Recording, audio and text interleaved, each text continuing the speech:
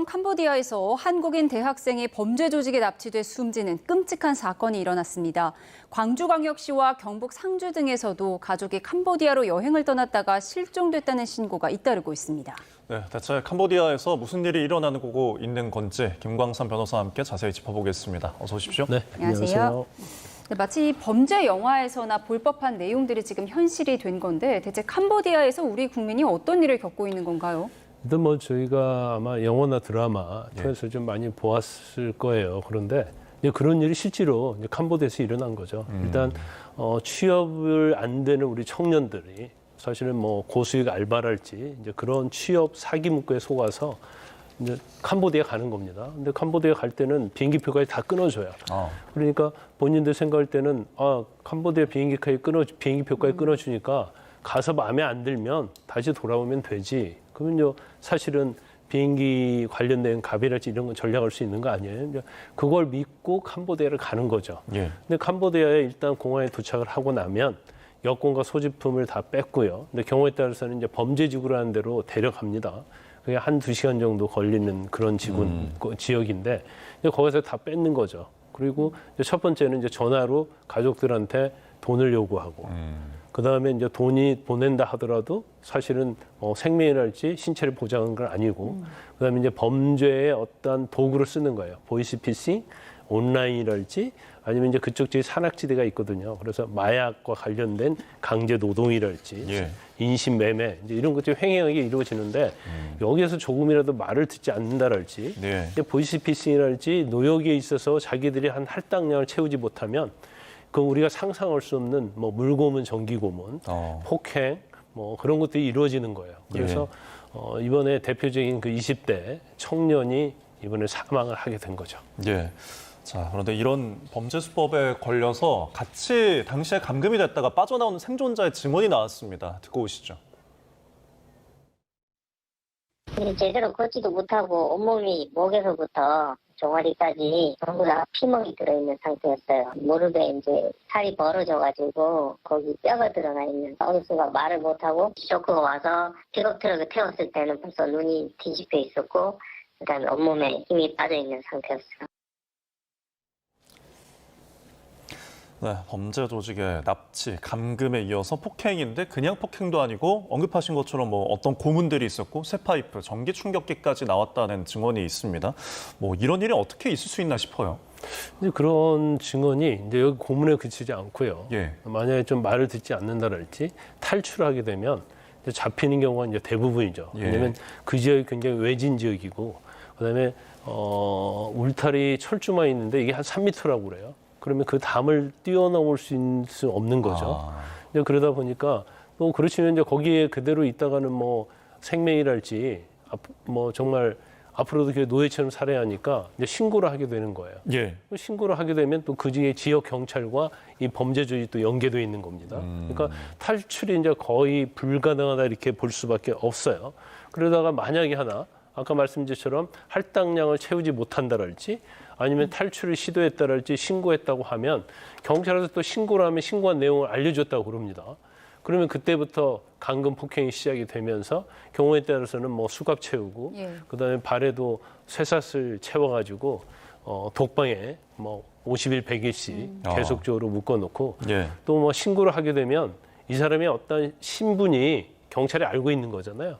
그러면 다른 범죄 조직에 파는, 인신매매하는 그런 것도 굉장히 횡행하고 있다고 그럽니다. 지금 너무나 끔찍한데 지금 이 피해자 사건이 발생한 게 2달 전이라고 합니다. 그런데 왜 이제서야 이게 알려진 거죠? 8월 8일 날 사망한 걸로 알려져 있잖아요. 그런데 아마 그 이전부터 계속적으로 이제 구출을 하려고 했던 것 같아요. 그런데 그 과정이 굉장히 절차가 복잡했고 지금 우리나라 절차 자체가 제가 아까도 그 리포트에서 나왔습니다마는 캄보디아 프놈펜의 경찰이 우리나라 경찰은 3명밖에 없다는 거 아니에요. 그런데 지금 현재 만에 하나 어떤 것을 신고를 하고 그게 신고가 확실하다고 생각이 되면 우리가 대사관을 통해서 연락이 하거든요. 그러니까 처음에는 이제 경찰에 신고를 하겠죠. 근데 경찰에서도 이게 진위 여부를 가려야 하는 거고 그 사람의 행방을 알아야 하는 거고 그래야만이 되는데 이게 바로 캄보디아 경찰하고 협조를 해서 범죄를 추적하는 게 아니고 대사관 통해서 연락하고 대사관은 또 캄보디아 경찰을 통해서 또 협조를 받아야 하고 그러니까 이 과정이 굉장히 복잡해요. 다이렉트가 되지 않고 그다음에 이제 캄보디아 경찰의 특징은 피해자가 직접 고소하고 신고를 해야지 수사가 들어간다는 원칙이 있어요. 예. 예. 제3자가 신고를 하면 예. 그거에 대해서는 수사를 하지 않는 거죠. 예. 지금 피해자가 고소할 수가 없는 상황. 그렇죠. 감금돼 있고 뭐 더군다나 휴대폰까지 다 빼앗겼기 때문에 예. 이제 그러다 보니까 사실은 신고하기도 어려울 뿐만 아니라 구조를 다 구출을 하는 데 있어도 굉장히 절차가 복잡하고 어려운 측면이 있는 거죠. 예. 그럼 사망하고 이제 시신이 국내로 돌아오지 못하고 있는데 이 이유는 뭡니까? 지금 한 2달 정도 못 돌아오고 있잖아요. 예. 그래서 이제 캄보디아에서 이제 범죄 피해자에 대한 절차는 어떤지는 잘 모르겠어요. 네. 그런데 일단 이런 범죄의 피해자에 대해서 이제 부검을 해야 하거든요. 근데 이제 부검도 아직도 캄보디아에서 안 했다는 거 아닙니까? 그리고 아마 여러 가지 이유가 있을 건데 그 이유 중에 하나가 이제 피해자의 유족을 찾지 못했을 가능성도 클 것이다. 예. 그래서 사실은 시신에 대해서 부검하려면 빨리 해야 하는데 부검 자체도 안 하고 있단 말이에요. 그래서 일단 정부에서는 경찰에서는 부검에 하는데 참여하겠다. 네. 그래서 빨리 부검을 끝내고 사인이 규명이 되면 빨리 한국으로 송환해달라. 이제 그런 절차를 받고 있다는 거죠. 네, 그런데 이 피해 대학생이 왜 캄보디아에 갔을까? 앞서 지적하신 것처럼 고수익 일자리가 있다. 이 말에 속아서 간 건가요? 근데 이 젊은이는 좀 달라요. 유학을 가겠다고 갔다고 그럽니다. 예. 그래서 유학을 갔는데 가자마자 뭐 연락이 되지 않았고 그다음에 한 2, 3일 연락 안 되고 그다음에 2, 3일 있다가 이제 전화로 연락이 왔다는 거잖아요. 네. 근데 그 루틴이 다 똑같아요. 공항에 도착하면 여기서 사실은 이제 납치를 당하는 거죠. 그래서 웬치라고 하는 이제 범죄지구로 가는 거고 범죄지구 가서 휴대폰을 통해서 가족들이 연락을 해서 뭐 5천만 원, 5천만 원, 2천만 원을 송금해라. 예. 그리고 살려주세요. 돈이 오지 않으면 이제 나는 죽는다. 이제 그런 식으로 가족들이 얘기하고 그럼 예. 가족이 결과적으로 신고를 하게 되고 그러면 캄보디아 대사관에 또 연락을 하게 되고 이제 이런 절차 과정을 거친 거죠. 그래서 이제 대부분은 취업 사기입니다. 취업 사기. 고수익 알바. 네. 적어도 뭐 1,000만 원에서 1,500은 보장을 한다. 그리고 1인당 프리미엄 호텔에서 한 객실을 쓸 수 있도록 해준다. 이제 그런 거에 이제 속아가지고 사실 이제 캄보디아로 가는 거죠. 예. 지금 이 피해 청년이 같은 경우에는 예천이 지역이고 광주광역시랑 경북 상주에서도 지금 납치됐다는 신고가 접수됐다고 해요. 비슷한 네. 케이스인가요? 그렇죠. 취업 사기로 간 케이스다 이렇게 볼 수가 있고요. 아마 둘 다 뭐 처음에 가서 공항에 도착하고 그 다음에 한 이틀, 2, 3일 있다가 연락이 안 된 거고요. 예. 그 다음에 결과적으로 가족들한테 또 전화가 오는 거예요. 그래서 한 2천만 원 정도를 보내라. 네. 그리고 경우에는 뭐 전화 목소리로 살려주세요라는 얘기를 했다는 거예요. 그리고 아마 그 20대 그 청년은 예. 사실은 태국을 갔다고 그래요. 근데 태국에서 이제 푸놈펜으로 전화를 왔는데 가족들의 돈 요구하는 네. 전화가 왔는데 전화를 발신한 장소는 푸놈펜이라는 거예요. 예. 이게 태국에서 이제 푸놈펜으로 넘어갔다 이렇게 볼 수밖에 없거든요. 예. 이제 그러다 보니까 이제 캄보디아가 범죄 온상지가 됐다는 거고 예. 캄보디아가 지금 동남아 국가장에서 가장 친중국 성향이 강합니다. 그래서 중국 자본을 많이 유치를 했고요. 예. 이제 그러다 보니까 그 과정에서 노동자랄지 이제 범죄인들이 많이 유입이 됐고 이제 중국 같은 경우에도 굉장히 보이스피싱이 엄청나게 심합니다. 네. 그래서 중국에서도 이제 공안 당국에서 굉장히 단속을 많이 하죠. 예. 그러다 보니까 그러한 세력들이 이제 중국으로 캄보디아로 넘어와서 이제 범죄 단지에서 이제 활동을 하는 건데 예. 마치 이 범죄 단지가 사각지대처럼 돼 있어요. 그래서 워낙 이 중국 범죄 집단하고 조직과 관계되어 있기 때문에 예. 대표적인 곳이 이제 두 곳인데 하나가 태자 웬치라고 예. 그 네. 망고 웬치. 네. 그래서 이제 웬치라는 말이 그게 중국말로 따지면 지역이란 얘기예요. 그러니까 원구라는 건데 이제 중국 발음을 하면 우리 발음으로 한번 발음은 원구인데 예. 웬치라고 발음하죠. 이 두 곳에서 범죄를 아주 이 법의 사각지대에서 저지르고 있는데 아마 사진을 보신 분은 이 규모에 엄청날 겁니다. 왜냐하면 예. 이런 곳이 대부분 리조트, 빌라 단지 아니면 이제 공장 아니면 대단지 주택단지였는데 특히 리조트나 이제 빌라단지 같은 경우에는 전에 관광객 유치하기 위해서 엄청나게 크게 줬어요. 예. 대단위로.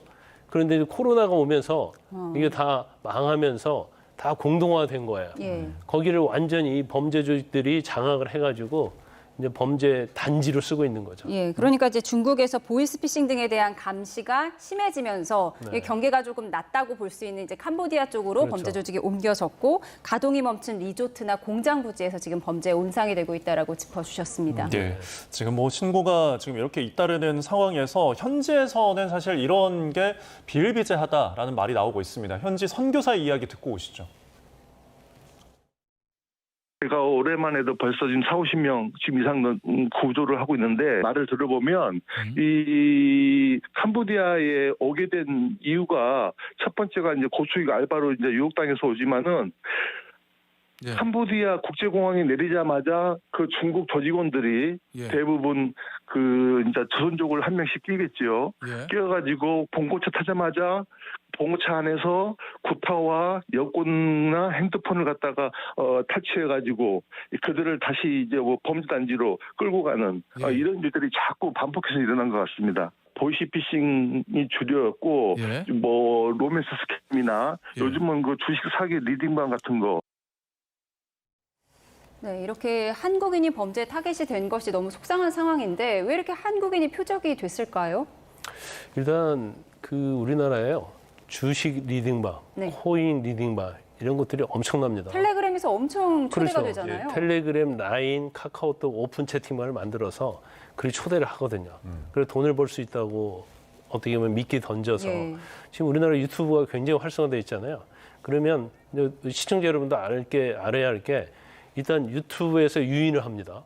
그리고 주식이나 코인 리딩방은 그래서 텔레그램이나 밴드나 라인이나 카카오톡에 가입하게 하죠. 유튜브 댓글 같은 그렇죠. 것으로 그게. 유인을 하는 거군요. 이게 주식 리딩방 그런 것들이 횡행하고 있는데 지금 하고 있는 것들이 대부분이 범죄 조직들이 이제 캄보디아에 본거지를 두고 하고 있어요. 이제 그러다 보니까 한국에서 아마 제일 이게 잘 먹힌다 이런 생각을 할 거예요. 예. 이제 그러다 보니까 특히 요즘 청년 실업이 굉장히 문제가 많이 되고 있잖아요. 굉장히 경제도 어렵고 이제 그러다 예. 보니까 그 한국에는 어떤 사람들이 있냐면 이제 프리랜서라고 있어요. 우리가 프리랜서는 자유직종 아닙니까? 네. 네. 그런데 어느 범죄 단체에 속하지 않고 범죄 조직으로부터 캄보디아로 올 수 있는 사람을 모집해달라고 하면 광고를 내죠. 지금도 네. 인터넷 들어가면 아마 광고가 떠 있을 거예요. 네. 그래가지고 유인을 해서 캄보디아로 보내주는 사람. 그래서 보내주고 나서 얼마 받는 거죠. 그러면 그 사람이 공항에 도착하면 뭐 중국 범죄 조직이 한국말 모르잖아요. 그럼 조선족 한 명이 또 프리랜서처럼 일하는 사람이 있어요. 예. 예. 그럼 그 사람 데려가서 통역을 해가지고 결국 끌고 가서 이제 돈을 갈취하고 보이스피싱이랄지 이제 몽캠피싱에 이용하는 예. 이제 그런 방법을 쓰고 있는 거예요. 예. 자, 지금 이 우리 대학생을 고문하고 살해한 혐의로 그래도 조직원의 일부 3명이 현지 당국에 붙잡혔어요. 그런데 뭐 새로운 놀라운 주장 중에 하나가 이들 중에 한 명이 저희 2년 전에 서울 대치동 학원가에서 마약이 탄 음료를 이제 나눠준 적이 있었는데 이 사건의 주범이라는 주장이 있거든요. 지금 언론 보도에 의하면 그렇죠. 그 당시 이제 대치동에서 아마 초등학생 상대로 예. 13명에게 필로폰을 탄 음료를 나눠준 경우가 있어요. 그래서 그때 이제 경찰이 추적을 했는데 결국 못 잡고 말았거든요. 근데 저 3명 중에 한 명이 뭐 주씨라는 성을 가졌는데 이제 그 중에 한 명이다라는 얘기가 있어요. 그래서 아마 경찰서 이제 그 부분을 아마 확인할 겁니다. 예. 예. 이 내용이 자경단이라는 텔레그램 채널에서 나온 내용인데 자경단이라는 게 지금 뭐로 의미하는 거죠? 자경단이라는 것은 이제 어떤 국가나 예. 공적 시스템이 지켜주지 않으니까 이걸 우리가 스스로 지키겠다는 민간 단체 조직을 우리가 자경단이라고 하죠. 그래서 이전에도 뭐 여러 번 뭐 많이 언론에 보도가 됐고 이번에도 이제 채모라는 그런 채널이 있어요. 예. 그 채널에 익명을 쓰는 그런 사람이 이 자경단을 운영하고 있다는 거예요. 그래서 여기에 보면 뭐 피해자에 대한 여건이랄지 또 범죄자들 예. 그리고 이번에 사망한 20대 청년이 마약을 강제 투약하는 장면 예, 예. 이런 것들을 아마 제보를 받든지 아니면 자신들이 추적을 해가지고 이걸 올린다고 그래요. 그래서 아마 이런 것들 자체는 어떻게 보면 지금 캄보디아가 엄청난 범죄가 일어나고 있지만 예. 사실은 우리 정부가 개입을 전혀 않고 있는 거나 똑같잖아요. 경찰 3명이 뭘 할 수 있겠어요? 예. 지금 작년에만 220건의 피해 신고가 들어왔고 납치 신고 들어왔고 올해는 전체가 아니고 1월에서 8월까지만 330건이 들었다는 거예요. 예. 그러면 작년 거 올해 거 합치어도 600건 아닙니까 거의? 예. 그러면 과연 신고 안 한 사람은 더 많을 수도 있다. 네. 그러면 1000명, 2000명 될 수도 있다. 네. 저는 그렇게 보거든요.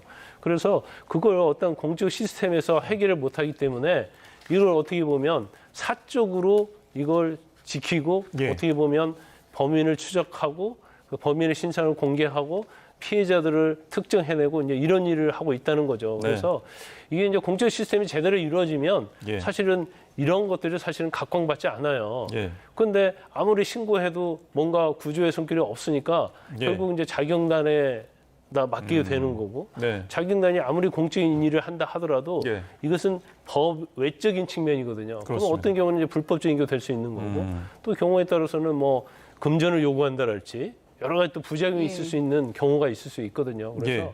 이제 사회적으로는 이건 바람직하지 않습니다. 예. 결과적으로 이제 공적 시스템이 제대로 작동이 돼야겠죠. 네, 결국 이제 공권력의 어떤 이 대처 그리고 예방이 굉장히 중요한데 일단 우리 경찰은 코리안 데스크를 이제 구성한다. 그리고 뭐 일각에서 인터폴의 합동 수사는 왜 안 되는가 이런 의문도 있는데 앞으로 좀 해결을 위해서 무엇이 필요할까요? 지금 필리핀하고 태국에 코리안 데스크가 있죠. 예. 근데 상당히 효과를 많이 발휘했어요. 근데 어떻게 보면 이제 필리핀하고 태국에서 안 되니까 또 캄보디아 왔다고 볼 수도 있거든요. 예. 뭐 그렇다고 해서 코리안 데스크가 만능은 아닙니다만 예. 그래도 있고 없고는 이제 엄청난 차이가 있을 수 있고 예. 신고를 하면 굉장히 신속하게 해결할 수 있겠죠. 네. 그런데 이제 필리핀이나 태국에 비해서 이제 캄보디아는 제가 볼 때는 숫자가 엄청날 것이다. 아. 지금 우리 언론에 보도된 것은 이제 빙산의 일각에 불과할 수 있다고 저는 보거든요. 예. 그럼 이제 제일 중요한 것은 뭐 정치인들 맨 TF 잘 만들잖아요. 네. 정치 TF는 잘 만드는데 이런 경우를 여야가 힘을 합쳐서 TF 만들고요. 경찰은 한 30명 뭐 보내겠다고 하는데 물론 그것도 중요하죠. 그런데 일단은 제가 볼 때는 TF를 만드는 과정이랄지 30명 보내는 절차랄지 또 캄보디아 협상하려고 하면 시간이 많이 걸리거든요. 국제법적인 게 있기 때문에. 네. 그러면 국내에서 제일 먼저 몇 명이나 동남아로 갔고 예. 간 사람 중에서 연락이 안 되는 사람이 몇 명인지 예. 그걸 제가 볼 때는 전수조사해야 한다고 봐요. 그래서 전수조사 일단 데이터를 확보하고 나서 예. TF를 꾸리든지 뭐 경찰 TF 당연히 꾸려야겠죠. 정치인도 TF 꾸려야 하고. 예. 그래서 이 사람들을 행방불명 된 사람을 추적을 해야 하고 네. 그러면 결국 캄보디아의 범죄 단지는 정해져 있는 거거든요. 이제 거기에 이제 캄보디아 당국을 협조를 해서 지금 이 순간에도 아마 고문받고 사망하는 사람이 있을 거예요. 굉장히 안타까운 일이죠. 알겠습니다. 저희 이번 사태와 관련해서 김광선 변호사 이야기 자세히 나눠봤습니다. 고맙습니다. 고맙습니다.